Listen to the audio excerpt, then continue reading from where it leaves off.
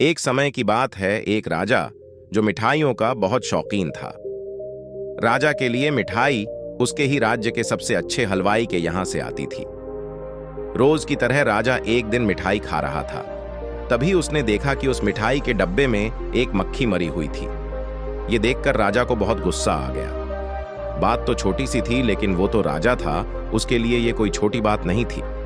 हलवाई की इस गलती के लिए राजा ने उसे सजा सुनाई और हमेशा के लिए अपने राज्य से बाहर कर दिया। इस बात को काफी समय बीत गया। एक दिन राजा अपने कुछ सैनिकों के साथ शिकार के लिए गया।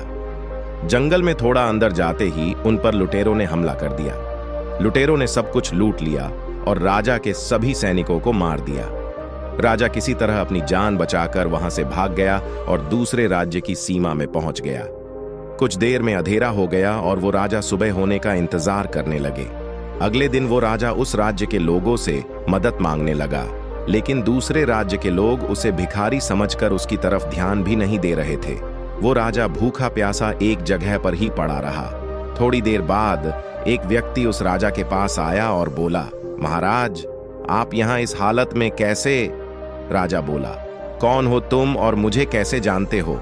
उस व्यक्ति ने कहा, महाराज, मैं वही हलवाई हूं जो अक्सर आपके महल में मिठाइयां भेजा करता था। राजा ने उसे सारी बात बताई।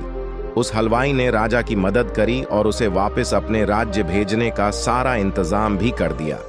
वापसी के वक्त राजा ने उस हलवाई को वापस अपने राज्य में चलने को कहा, लेकिन हलवाई बोला, महाराज, इस राज्य में मेरा बहुत नाम है। मेरी बनाई मिठाइयां इस पूरे राज्य में फेमस है। यहाँ आकर मैं काफी अमीर भी हो गया हूँ। अगर आप उस दिन मेरी गलती की वजह से मुझे राज्य से नहीं निकालते तो शायद मुझे ये सब कभी नहीं मिल पाता और ना ही मैं कभी आपकी मदद कर पाता। आप ऐसे ही भूखे प्यासे मर जाते।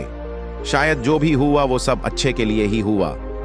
राजा ने उस व्यक्ति का धन्यवाद किया और अपने राज्य की तरफ चला गया। दोस्तों, कहानी पसंद आई हो तो चैनल को सब्सक्राइब करें। धन्यवाद।